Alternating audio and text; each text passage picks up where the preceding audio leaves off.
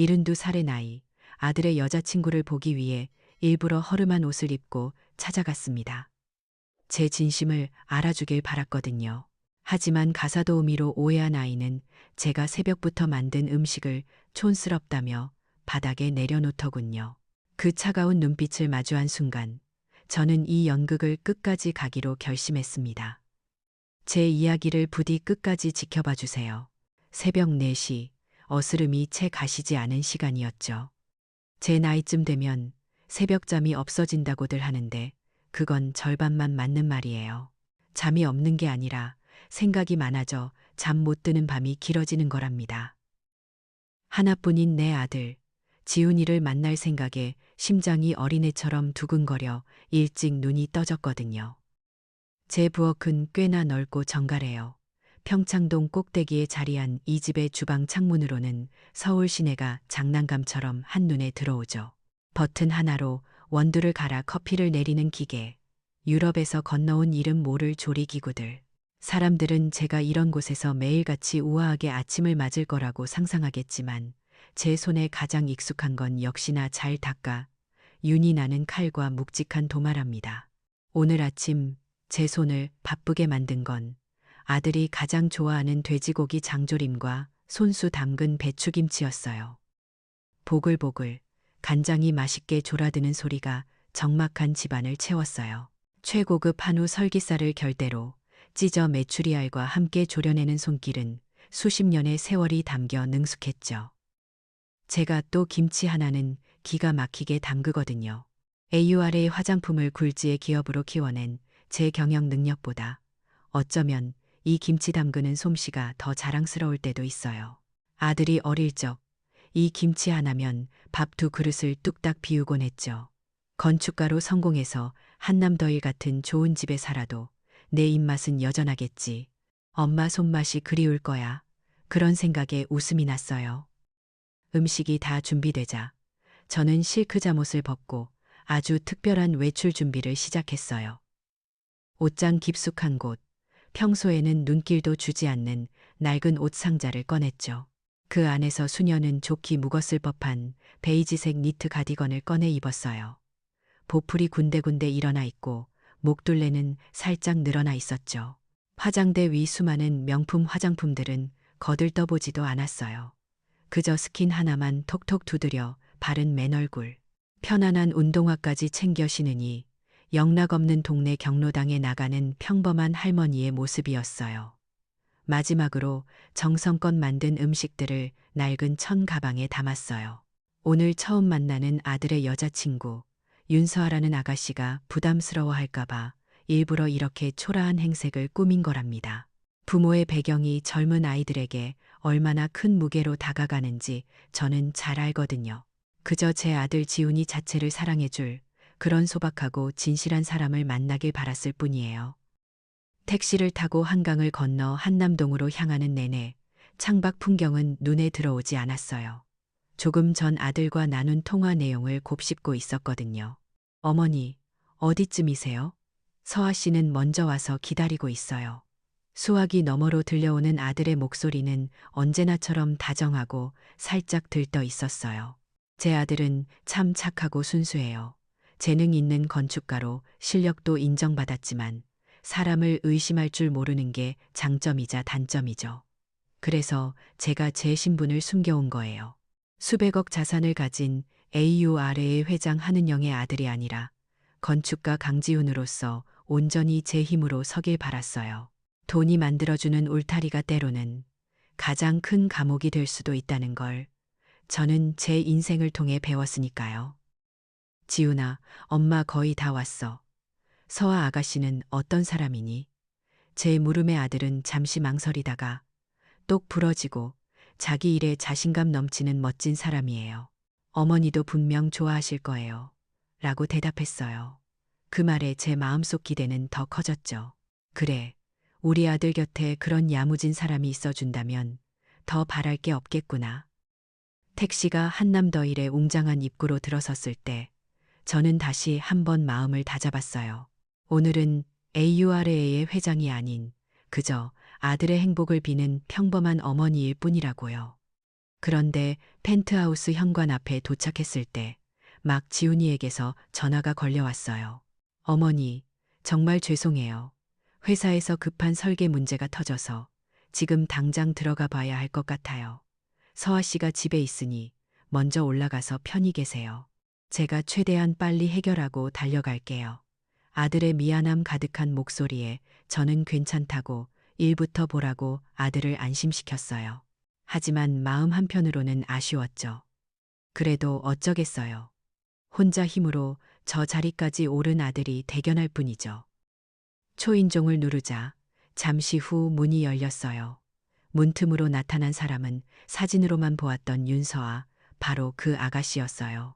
멀끔하게 차려입은 모습, 잘 관리된 피부, 값비싸 보이는 옷차림, 첫인상은 아들 말대로 참 세련되고 당당해 보였어요.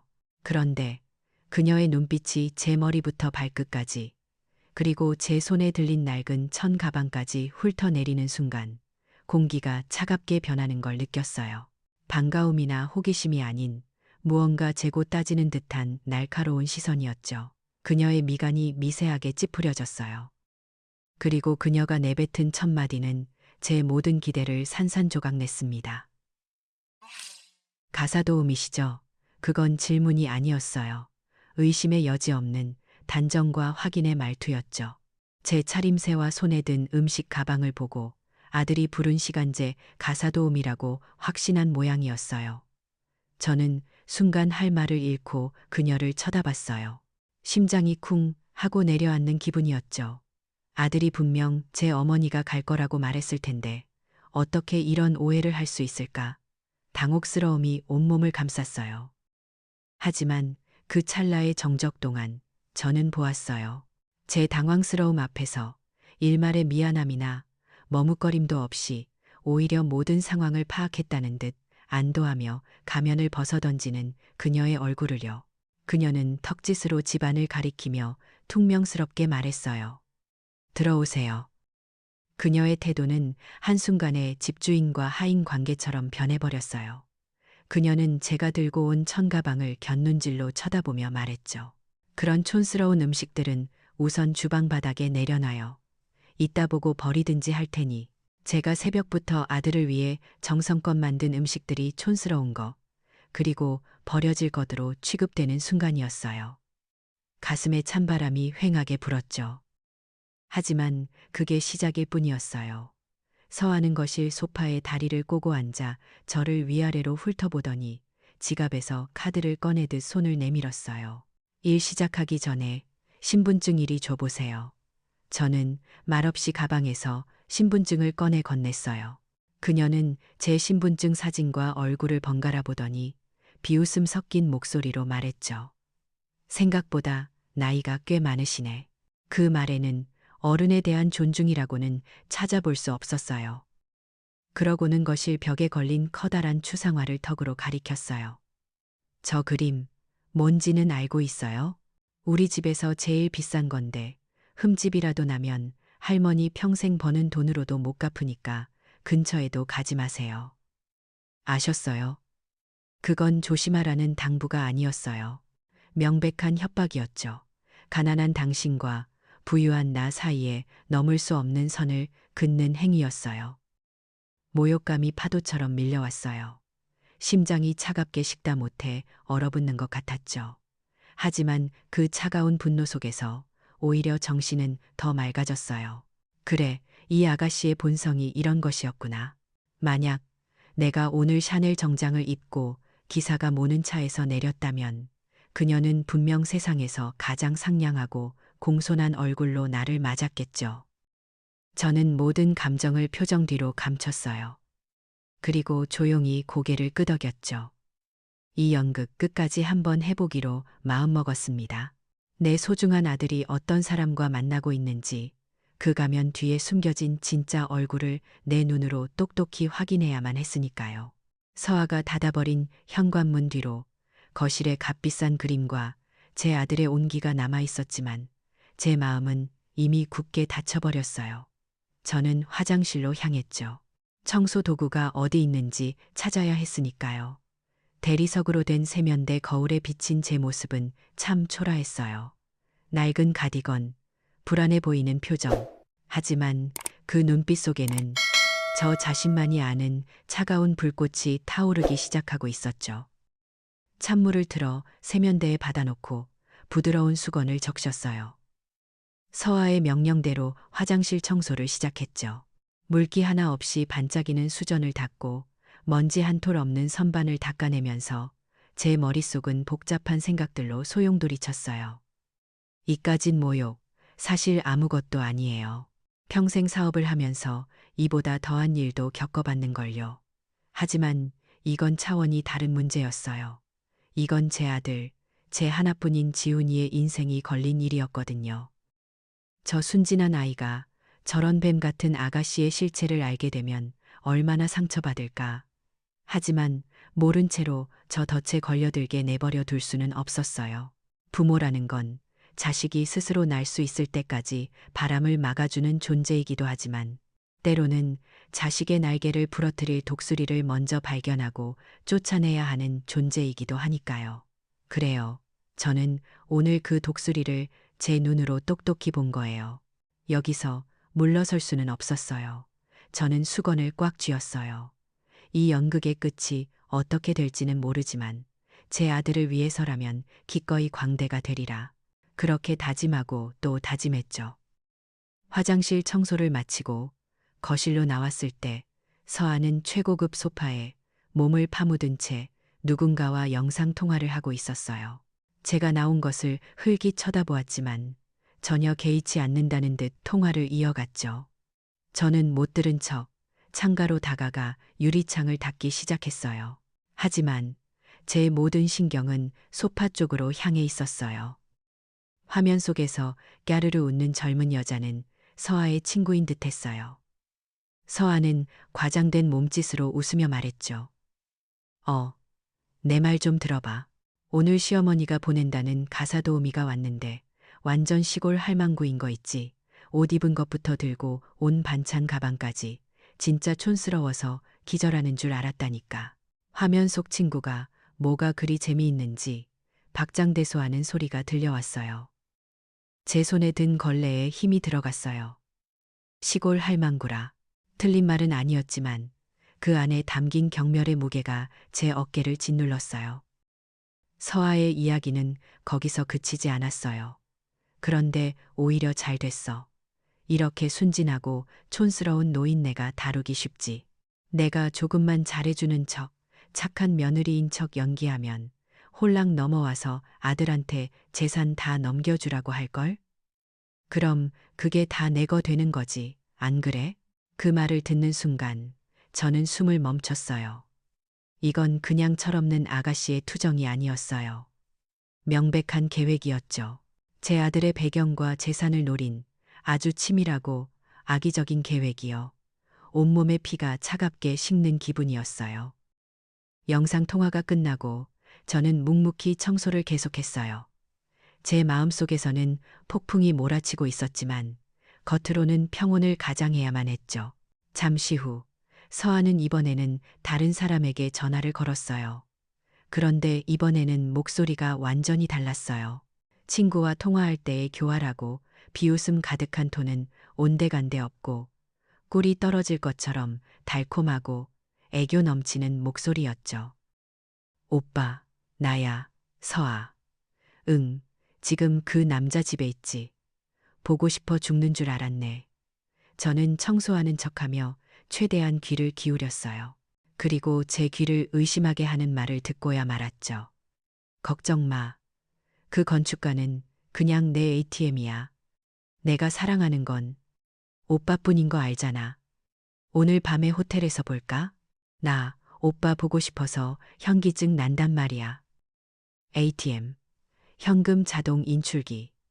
제 아들이, 제가 세상에서 가장 사랑하는 제 아들이 저 여자에게는 그저 돈 나오는 기계에 불과했던 거예요. 그 순간 제 머릿속에 무언가가 툭 하고 끊어지는 소리가 났어요. 이성과 인내심의 끈이었죠. 제가 너무 큰 충격에 잠시 동작을 멈췄던 걸까요? 전화를 끄는 서아의 눈이 저와 정면으로 마주쳤어요. 그녀의 얼굴에 떠오른 표정의 변화를 저는 평생 잊지 못할 거예요. 처음에는 당황스러움, 그 다음은 모든 것을 들켰다는 공포, 그리고 마지막에는 그 모든 것을 압도하는 시뻘건 분노였어요.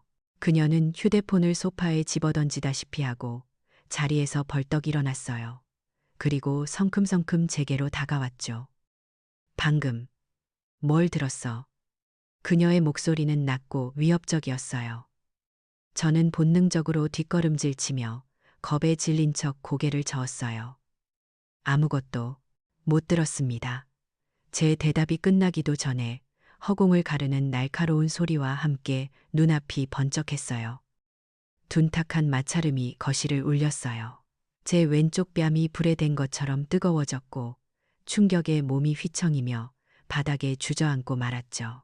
제 평생, 아니 제 아버지에게도 맞아본 적 없는 뺨을 오늘 처음 본, 그것도 아들의 여자친구라는 어린 아가씨에게 맞은 거예요.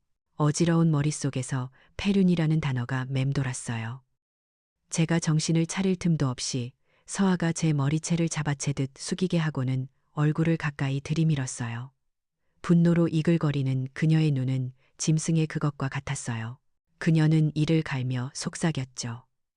다시 한번 묻는 일 없게 잘 들어, 할망구. 이 바닥에서 쥐도 새도 모르게 사라지고 싶지 않으면 오늘 들은 건 내 무덤까지 가지고 가. 내 목숨줄 이제부터 내 손에 달렸어. 알았어? 그건 단순한 협박이 아니었어요. 명백한 살해 협박이었죠. 그녀는 제 손가방을 난폭하게 빼앗아 아까 자신이 확인했던 제 신분증을 꺼내 휴대폰으로 촬영했어요. 제 모든 정보가 그녀의 손 안에 들어가는 순간이었죠. 그녀는 만족스럽다는 듯 차갑게 웃으며 지갑에서 지폐 몇 장을 꺼내 제 얼굴에 던졌어요. 넌 해고야. 일당은 이걸로 충분하겠지. 당장 내 집에서 꺼져. 저는 바닥에 나뒹구는 돈과 불타는 듯한 뺨의 고통과 그보다 더한 마음의 상처를 안고 자리에서 일어났어요. 아무 말도 하지 않았어요. 할 필요가 없었죠. 그녀를 노려보는 제 눈빛에 모든 대답이 담겨 있었을 테니까요. 제 낡은 천 가방을 챙겨들고 저는 묵묵히 현관으로 향했어요. 등 뒤로 서아의 경멸 어린 시선이 비수처럼 꽂혔어요.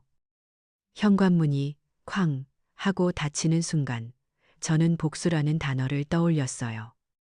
아니요, 이건 단순한 복수가 아니었어요. 제 아들의 인생을 구하고 인간의 도리를 저버린 악행을 바로잡는 것. 이건 한 인간으로서 제가 내려야 할 심판이었어요. 뺨에 남은 뜨거운 통증이 제 차가운 결심을 더욱 단단하게 만들고 있었죠. 그 애의 집에서 쫓겨나던 날, 제 뺨에 남았던 불쾌한 열기는 며칠이 지나도 가시지 않았어요. 그건 단순한 통증이 아니었죠. 제 인생 전체에 대한 모독이었고, 제 아들의 미래에 대한 경고음이었습니다. 그날 이후 저는 제 원래의 삶으로 돌아왔어요. 평창동 집의 서재에 앉아 AURA의 결제 서류에 사인을 하고 화상으로 임원회의를 주재했죠. 하지만 제 머릿속은 온통 다른 생각뿐이었습니다. 어떻게 하면 저 교활한 뱀의 꼬리를 잡을까? 어떻게 하면 저 순진한 아들을 상처 없이 구해낼 수 있을까? 며칠 뒤 지훈이에게서 전화가 왔어요. 목소리는 어찌나 밝고 설레던지 제 마음이 다 철렁 내려앉았죠. 그 아이는 아무것도 모르고 있었어요. 서아 씨가 정식으로 양가 어른들을 모시고 식사 대접을 하고 싶어 한다더군요. 장소는 롯데호텔 최고층에 있는 고급 레스토랑으로 이미 예약까지 마쳤다고요. 그 말을 듣는 순간 저는 알 수 있었어요.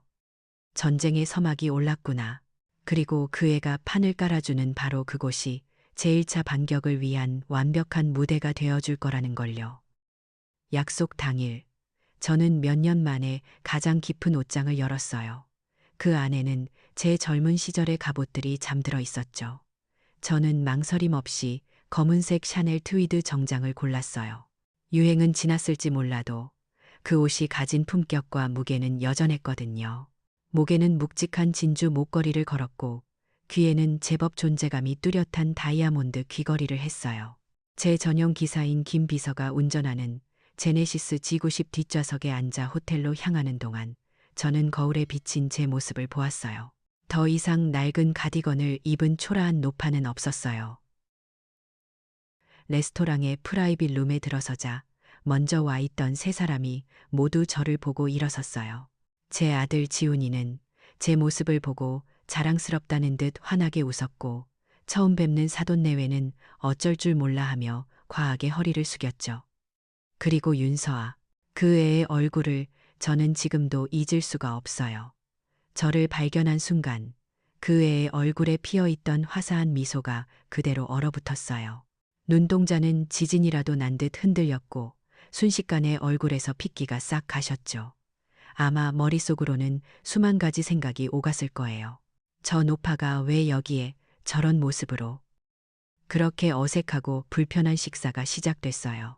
지훈이는 순진하게도 이 무거운 공기의 이유를 전혀 눈치채지 못하고 분위기를 띄우려 했었고, 서아의 부모님은 제게 아첨하느라 정신이 없었죠. 오직 서아만이 덜덜 떨리는 손으로 젓가락을 쥐고는 음식은 입에도 대지 못한 채 저를 힐끔거리기만 했어요. 메인 요리가 나오고 모두가 잠시 숨을 고르는 그 순간 저는 나이프와 포크를 조용히 내려놓았어요. 그리고는 맞은편에 앉은 서아의 눈을 똑바로 쳐다보며 입을 열었죠. 제 목소리는 아주 조용했지만 그 방 안의 모든 소리를 잠재울 만큼 단단했어요. 며칠 전 내가 지훈이 집에 갔다가 아주 인상 깊은 분을 만났단다. 모두의 시선이 제게로 쏠렸어요. 저는 서아에게서 눈을 떼지 않은 채 그날 있었던 일을 처음부터 끝까지 이야기하기 시작했어요. 제가 가사도우미로 오해받았던 일, 제가 정성껏 싸간 음식이 촌스러운 것 취급을 받았던 일, 고가의 그림을 망가뜨리면 평생 일해도 못 갚을 거라는 협박을 들었던 일, 그리고 제 뺨을 후려치고 제 목숨을 위협하며 저를 길거리로 내쫓았던 그 모든 일들을요. 저는 조금도 목소리를 높이지 않았어요. 그저 있었던 사실을 담담하게 전달했을 뿐이죠. 하지만 제 이야기가 이어질수록 테이블의 공기는 얼음장처럼 차가워졌어요. 지훈이의 얼굴은 믿을 수 없다는 표정으로 하얗게 굳어갔고, 서아의 부모는 고개를 들지 못했죠. 서아는 이제 거의 실신 직전처럼 보였어요. 모든 이야기를 마친 후 저는 제 아들을 바라봤어요. 충격과 혼란에 빠진 가여운 내 아들을요. 저는 마지막으로 이렇게 말했어요. 이제 모든 진실을 알았으니 결정은 내가 하거라. 엄마는 내 결정을 존중할 거야. 저는 그 아이에게 선택의 무게를 넘겨주고 조용히 자리에서 일어났어요. 더 이상 그 자리에 머물 이유가 없었거든요. 그날 이후 며칠 동안 지훈이에게서는 아무 연락이 없었어요. 그 아이가 얼마나 큰 혼란 속에서 힘들어하고 있을지 저는 충분히 짐작할 수 있었죠. 그런데 전혀 예상치 못한 곳에서 반격이 시작됐어요. 제 비서가 다급하게 보여준 휴대폰 화면에는 믿을 수 없는 영상이 재생되고 있었어요. 비가 억수같이 쏟아지는 밤, 서아가 제 대저택의 거대한 철문 앞에서 무릎을 꿇고 있는 영상이었죠. 누군가 몰래 찍은 것처럼 교묘하게 편집된 영상 속에서 서아는 비를 쫄딱 맞으며 어머님, 제가 죽을 죄를 지었습니다. 제발 용서해 주세요. 라며 처절하게 울부짖고 있었어요. 영상은 진심으로 뉘우치는 예비 며느리와 냉혈한 재벌 시어머니라는 자극적인 제목과 함께 SNS를 통해 순식간에 퍼져나갔어요. 사람들은 진실은 알아보려고도 하지 않은 채 가련한 여인을 매정하게 내치는 악독한 시어머니라며 저를 비난하기 시작했죠. 여론은 완전히 서아의 편으로 돌아섰어요. 그리고 그 여론전에 제 아들 지훈이는 속절없이 무너져 내렸습니다. 어머니, 제발요. 서아 씨, 저렇게까지 뉘우치고 있잖아요. 온 세상 사람들이 다 어머니를 욕하고 있어요. 제발, 이번 한 번만 용서해 주시면 안 될까요? 아들의 목소리는 애원으로 가득 차 있었어요. 저는 깊은 실망감에 아무 말도 할 수가 없었죠. 진실의 무게보다 대중의 비난과 연인의 눈물이 더 무거웠던 아들에게 저는 할 말이 없었어요. 결국 저는 지훈이의 간청에 못 이겨 서아를 만나기로 했어요. 아들이 흔들리는 것을 확인한 그 애가 분명 마지막 카드를 꺼내 보일 거라고 예상했기 때문이죠. 조용한 카페에서 마주 앉은 서아는 눈물로 범벅이 된 얼굴로 제게 용서를 빌었어요. 그리고 제가 입을 열려는 바로 그 순간 그 애는 제 예상을 뛰어넘는 가장 강력한 무기를 꺼내 들었습니다. 서아는 떨리는 손으로 자신의 배를 감싸 쥐었어요. 그리고 금방이라도 부서질 것처럼 가녀린 목소리로 하지만 제 심장을 관통하기에 충분한 크기로 말했죠. 어머님, 저 임신 5주차예요. 그 한마디에 모든 것이 끝났어요. 아들의 얼굴에 떠오르는 안도감과 기쁨, 그리고 제 눈을 피하지 않고 똑바로 쳐다보는 서아의 눈빛 속에 숨겨진 희미한 승리감. 저는 그 순간 깨달았어요. 이 싸움의 1라운드는 제 패배라는 것을요. 하지만 전쟁은 이제 막 시작되었을 뿐이었습니다. 임신 5주차라는 그 한마디는 제 모든 반격의 창을 부러뜨리고 제 아들의 이성을 마비시키는 완벽한 주문이었어요. 저는 그저 고개를 끄덕일 수밖에 없었죠. 그 순간부터 저는 패배한 시어머니이자 곧 태어날 손주를 위해 모든 것을 감내해야 하는 할머니 역할을 맡게 되었습니다. 제 아들 지훈이는 서아의 거짓 눈물과 뱃속의 아이라는 인질 앞에서 완전히 무장해제되었으니까요. 며칠 뒤 서아와 그 부모는 마치 승전국의 장군처럼 제 앞에 앉았어요. 그들은 두 사람의 행복한 미래와 아이의 품위 유지를 위해 필요하다며 종이 한 장을 내밀었죠. 그건 요구사항 목록이라기보다는 제 아들의 몸값 청구서에 가까웠어요. 현금 5억 원, 따님을 곱게 키워준 부모님에 대한 감사 표시라더군요. 강남에 20억짜리 아파트 한 채, 당연히 서아의 이름으로 등기되어야 한다고요. 그리고 마지막으로 가문의 위신을 세워줄 1억 원 상당의 다이아몬드 예물 세트까지. 제 아들은 옆에서 안절부절 못하며 난감한 표정을 지었지만 감히 반대하지는 못했어요. 뱃속 아이의 아빠라는 책임감이 그 아이의 입을 무겁게 짓누르고 있었죠. 저는 그 터무니없는 청구서를 잠자코 들여다보았어요. 그리고는 아주 온화한 미소를 지으며 대답했죠. 알겠습니다. 다 그렇게 해드리지요. 서아와 그 부모의 얼굴에 스쳐가는 노골적인 기쁨을 저는 똑똑히 보았습니다. 제 아들은 그런 제 결정에 오히려 감사하며 안도하더군요. 그들은 제가 손주에 대한 기대로 모든 것을 포기했다고 생각했겠죠. 하지만 그날 밤 저는 제 서재에서 다른 전화를 걸었습니다. 수화기 너머의 남자는 제가 사업 초창기부터 연을 맺어온 대한민국 최고의 사설 탐정업체 대표였어요. 제 지시는 아주 간단하고 명료했습니다. 윤서아, 그리고 그 애인과 가족까지 먼지 한 톨까지 샅샅이 털어주세요. 비용은 상관없습니다. 전쟁은 이제부터 시작이었으니까요. 결혼식은 서아의 요구대로 아주 호화롭게 치러졌어요. 저는 하객들 앞에서 세상에서 가장 인자한 시어머니처럼 웃으며 두 사람을 축복해 주었죠. 제 아들은 그런 제 모습에 감동했지만 서아는 아마 속으로 저를 비웃고 있었을 거예요. 모든 것이 자기 뜻대로 되어간다고 확신하면서요. 결혼 생활이 시작되자 서아의 탐욕은 태교라는 완벽한 방패 뒤에 숨어 날개를 달았어요. 뱃속 아이에게 좋은 것만 보고 듣고 먹어야 한다며 매주 최고급 산후조리원에서 스파를 받았고 클래식 음악을 들어야 한다며 수천만 원짜리 오디오를 거실에 들여놓았죠. 타고 다니던 국산차는 아이의 안정감에 좋지 않다며 최신형 외제 스포츠카로 바꾸었고 백화점 VVIP 라운지는 제 집 드나들 듯했어요. 이 모든 비용은 당연히 제 앞으로 청구되었어요. 저는 군말 없이 모든 것을 결제해 주었어요. 제 회계팀은 서아가 쓴 모든 돈의 흐름을 단 1원도 놓치지 않고 차곡차곡 증거로 쌓아두고 있었죠.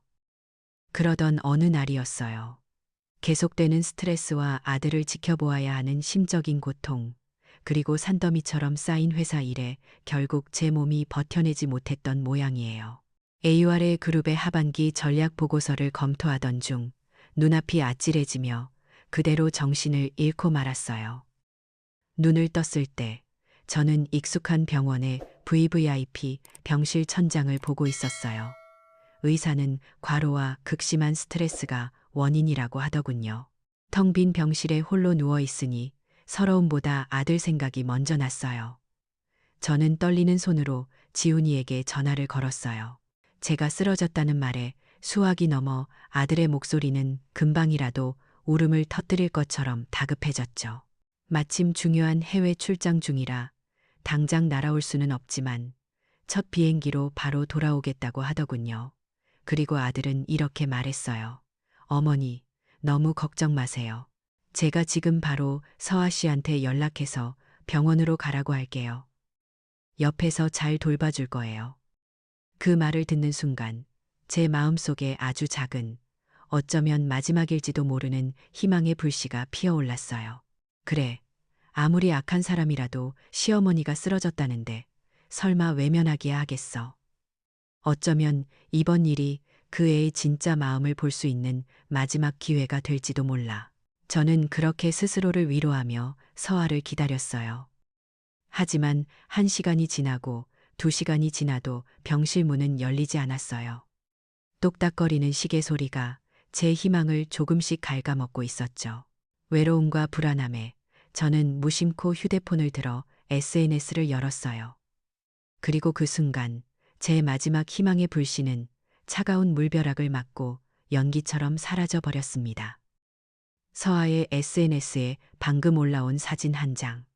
화려한 갤러리 개관 파티에서 자신의 부모님과 함께 샴페인 잔을 들고 환하게 웃고 있는 서아의 모습이었어요. 사진 밑에는 가족과 함께 행복한 시간이라는 해시태그까지 달려 있었죠. 제가 병실에 홀로 누워 자신을 기다리고 있다는 사실을 알면서도 그 애는 파티에 참석해 웃고 떠들고 있었던 거예요. 심장이 돌처럼 차갑게 굳어버렸어요. 그날 밤 공항에서 바로 달려온 지훈이가 헐레벌떡 병실로 들어왔어요. 저는 복도에서 들려오는 두 사람의 대화를 들을 수 있었죠. 아들은 서아를 다그쳤어요. 왜 어머니 병원에 가보지 않았냐고. 그러자 서아는 금방이라도 울음을 터뜨릴 듯한 목소리로 너무나도 완벽한 연기를 펼쳤어요.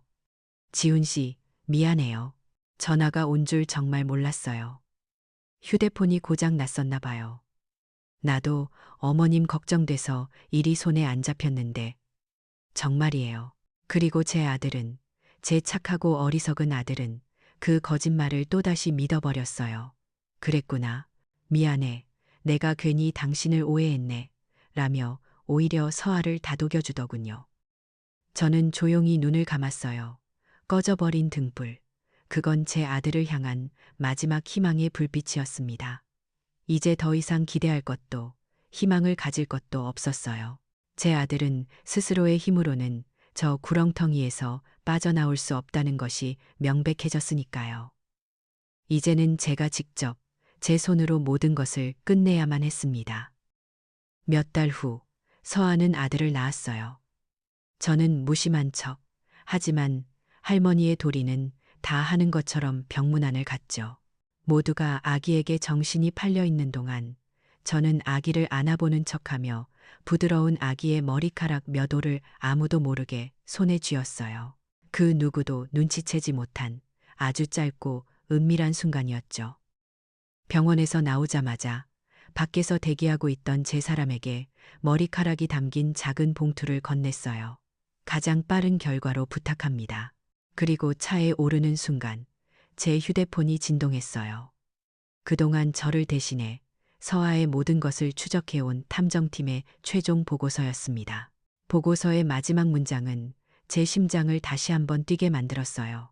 목표 인물 윤서아, 아들의 100일 잔치를 신라호텔 최대 연회장에서 개최할 계획. AURA 그룹의 주요 인사 및 언론을 모두 초청하여 공개적으로 장손에 대한 상속 지분 증여를 압박할 의도. 저는 보고서를 쥔 채 차창 밖을 바라보며 나지막이 미소 지었어요. 참으로 어리석고 참으로 대담한 계획이었죠. 그 애는 자기가 판을 짜고 있다고 생각하겠지만 사실은 제 손바닥 위에서 춤을 추고 있었을 뿐인데 말이에요. 자신이 공들여 쌓아 올린 그 화려한 무대가 자신의 처형대가 될 거라는 사실은 꿈에도 모른 채 DNA 검사 결과지가 제 손에 들어온 날, 저는 한참 동안 그 종이를 들여다보았어요. 제 예상과 한치의 오차도 없는 결과였죠. 친자 관계 확률 0%. 제 아들 지훈이는 그 아이의 아버지가 아니었습니다. 그 차가운 숫자를 확인하는 순간 제 마음속에 남아있던 마지막 한 조각의 망설임마저 먼지처럼 흩어졌어요. 이제 모든 준비는 끝났습니다. 서아가 스스로 공들여 지은 가장 화려한 무대에서 가장 처절한 마지막 커튼콜을 맞이하게 해줄 시간이었죠. 100일 잔치 당일 서울 신라호텔의 가장 큰 연회장인 다이너스티 홀은 대한민국의 네로라 하는 인사들로 발 디딜 틈이 없었어요. AURA, 그룹의 VVIP 고객들, 수십 년간 함께해온 비즈니스 파트너들, 그리고 그들의 일거수일투족을 담기 위해 모여든 수많은 기자들까지 홀 안은 거대한 슈징 샹들리에 불빛과 사람들의 기대감으로 반짝이고 있었어요. 저는 그 중심에서 가장 자애로운 할머니이자 가장 위험 있는 기업 총수의 모습으로 손님들을 맞았죠. 제게 쏟아지는 축하와 부러움 섞인 인사에 미소로 화답하면서도 제 눈은 단 한 사람을 향하고 있었어요. 오늘의 주인공인 윤서아. 그 애는 눈부신 실크 드레스를 입고 마치 여왕처럼 홀 안을 누비고 있었어요. 제 아들 지훈이의 팔짱을 낀 채 세상에서 가장 행복한 아내이자 어머니의 얼굴을 하고 있었죠. 마침내 이 모든 부와 명예를 손에 쥐었다고, 저 고집 센 시어머니마저 굴복시켰다고 확신하는 눈빛이었죠. 저는 그 오만한 자신감을 가만히 지켜보았어요. 곧 그 얼굴이 어떻게 절망으로 일그러질지 너무나도 선명하게 그려졌거든요. 파티가 무르익고 마침내 그 애가 그토록 기다렸던 순간이 왔어요. 모든 조명이 꺼지고 무대 위에 단 하나의 스포트라이트가 서아를 비췄죠. 마이크를 잡은 서아는 감격에 겨운 목소리로 하객들에게 감사 인사를 전했어요. 그리고는 준비된 연극의 마지막 대사처럼 제게 시선을 고정하고 말했죠. 이 귀한 아이를 세상에 보내주시고 부족한 저를 며느리로 받아주신 세상에서 가장 존경하는 저희 어머님을 이 자리에 모시겠습니다. 저희 아기에게 귀한 축복의 말씀을 내려주세요. 장내에 뜨거운 박수 소리가 울려 퍼졌어요. 모두가 기대하는 눈치였죠. AURA 그룹의 회장이 하나뿐인 장손을 위해 어떤 엄청난 선물을 발표할 것인지, 저는 수백 개의 시선과 수십 대의 카메라 렌즈를 받으며 아주 천천히 그리고 우아하게 무대로 걸어 올라갔어요. 앞자리에 앉은 지훈이가 자랑스럽고 감격스러운 얼굴로 저를 바라보고 있었어요. 가여운 내 아들. 잠시 후 내가 겪어야 할 고통을 생각하니 가슴이 미어졌지만 썩은 상처는 도려내야만 새살이 돋는 법이었죠. 서아에게서 마이크를 건네받은 저는 잠시 숨을 고르며 미소를 지었어요. 그리고 하객들을 향해 입을 열었죠. 오늘 이렇게 귀한 걸음 해주신 모든 분들께 진심으로 감사드립니다. 또한 오래된 하나의 거짓과 작별을 고하는 아주 특별한 날이 될 겁니다. 제 의미심장한 말에 장내가 순간 술렁였어요. 저는 그 틈을 놓치지 않고 무대 뒤편의 기술팀을 향해 약속된 신호를 보냈습니다. 아주 살짝 고개를 끄덕였죠. 그 순간 무대 뒤편에서 아기의 사랑스러운 영상이 흘러나오던 거대한 LED 스크린이 암전되었습니다. 하객들의 웅성거림이 더 커졌죠. 그리고 잠시 후 칠흑 같은 어둠을 깨고 스크린에 나타난 것은 하나의 거대한 문서였습니다. 저는 마이크를 입에 가까이 대고 그 문서의 제목을 천천히 그리고 아주 또렷하게 읽어내려갔어요. 친자 확인 유전자 검사 결과서. 장내는 물을 끼얹은 듯 조용해졌어요. 그리고 그 아래 모든 사람이 볼 수 있도록 거대한 글씨로 밝힌 검사의 결론이 나타났죠. 부자 관계 확률 0%. 그 숫자가 스크린에 떠오르는 순간 시간은 멈췄어요. 1초, 2초. 그 영원 같던 침묵을 깬 것은 누군가의 작은 비명소리였어요. 그걸 신호탄으로 연회장 전체가 거대한 충격과 경악의 소용돌이에 휩싸이기 시작했죠. 저는 무대 위에서 그 모든 것을 가만히 내려다보았어요. 제 옆에 서 있던 서아의 얼굴은 이제 하얀색을 넘어 회색빛으로 변해 있었죠. 하지만 진짜 심판은 이제부터 시작이었어요. 스크린은 멈추지 않았거든요. 다음 화면으로 넘어간 것은 서아와 낯선 남자가 호텔로 들어가는 모습이 담긴 선명한 CCTV 영상이었습니다. 그리고 연이어 나타난 것은 서아의 휴대폰 문자 메시지 화면이었죠. 애인에게 보낸 그놈은 그냥 ATM이야라는 글자가 연회장을 가득 채웠어요.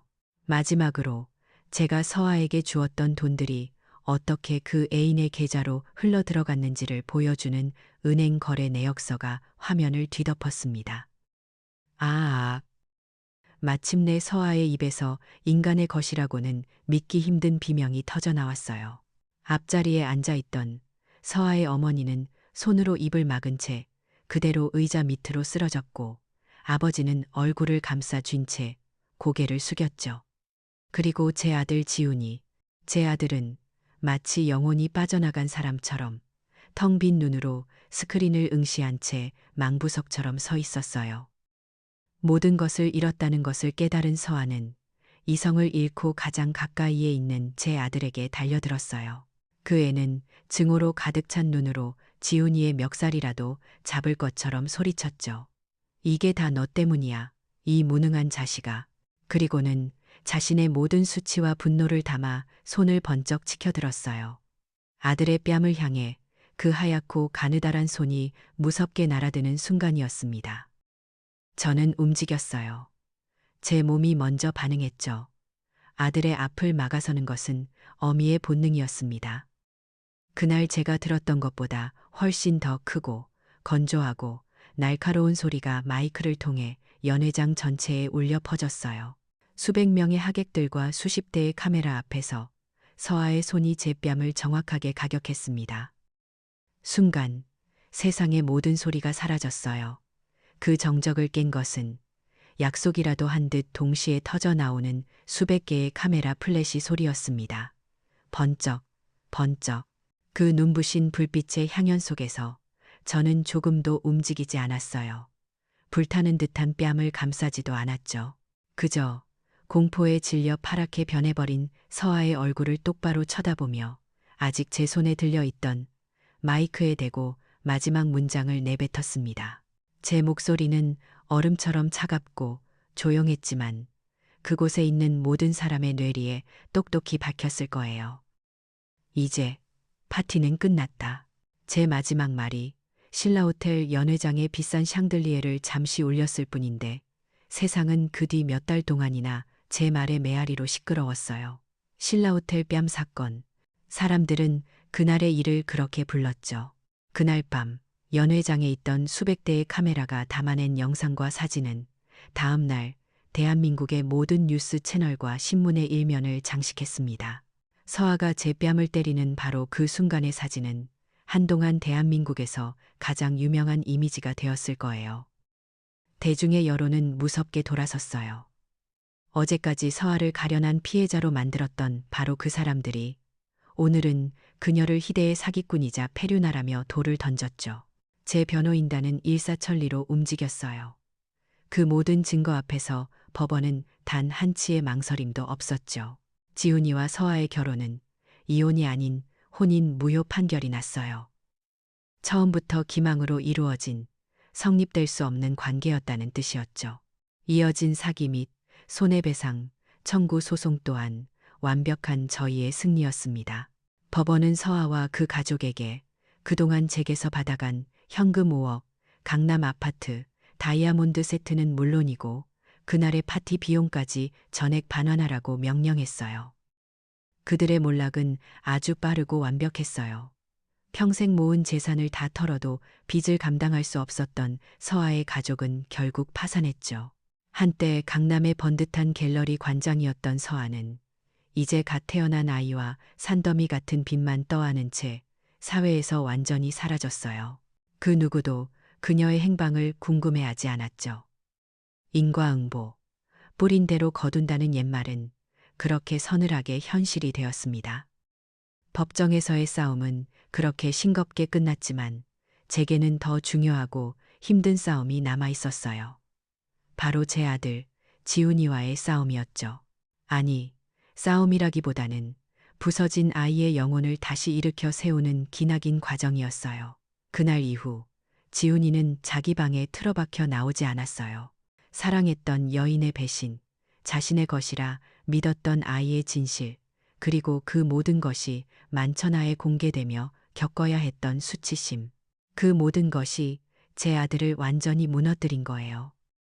저는 아들을 다그치거나 섣부른 위로를 건네지 않았어요. 내 그럴 줄 알았다. 혹은 이제라도 알았으니 다행이다. 같은 말은 상처에 소금을 뿌리는 것과 같다는 걸 알았으니까요. 저는 그저 아들이 혼자가 아니라는 사실만을 알려주려 애썼어요. 매일 아침 주방에서 아들이 좋아하는 음식을 만들어 방문 앞에 가만히 놓아두었고, 밤에는 아들의 방문 틈으로 새어나오는 작은 불빛이 꺼질 때까지 거실에서 조용히 책을 읽었죠. 승리의 기쁨에 도취할 시간은 없었어요. 저는 전사젠 씨의 갑옷을 벗고 다시 상처 입은 아들을 품어야 하는 어머니의 자리로 돌아와야만 했습니다.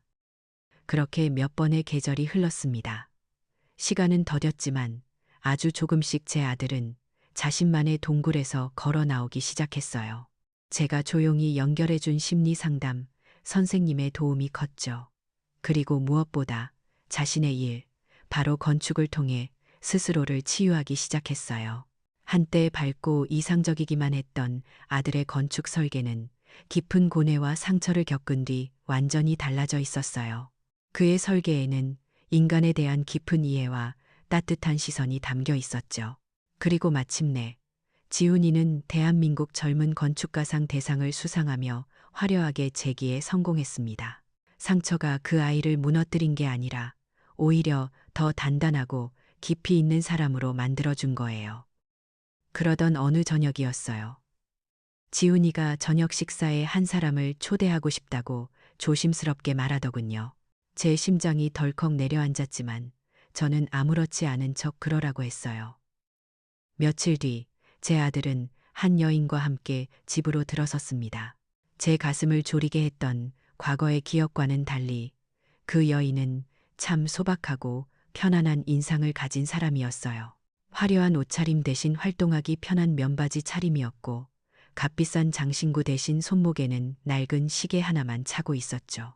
자신을 아들의 직장 동료이자 비영리 단체에서 저소득층 아이들을 위한 공부방 짓기 프로젝트를 함께 하고 있는 건축가라고 소개하더군요. 식사를 하는 내내 그 여인은 제게 잘 보이려 애쓰지 않았어요. 그저 건축에 대한 자신의 신념을 열정적으로 이야기했고, 제 아들을 바라보는 눈빛에는 계산이 아닌 진심 어린 존경과 따뜻한 애정이 담겨 있었죠. 지훈이는 그런 그녀의 곁에서 제가 아주 오랫동안 보지 못했던 편안하고 행복한 미소를 짓고 있었어요. 그리고 또다시 시간이 흘러 어느 화창한 주말 오후였습니다. 저는 평창동 집 정원의 벤치에 앉아 따뜻한 햇살을 즐기고 있었어요.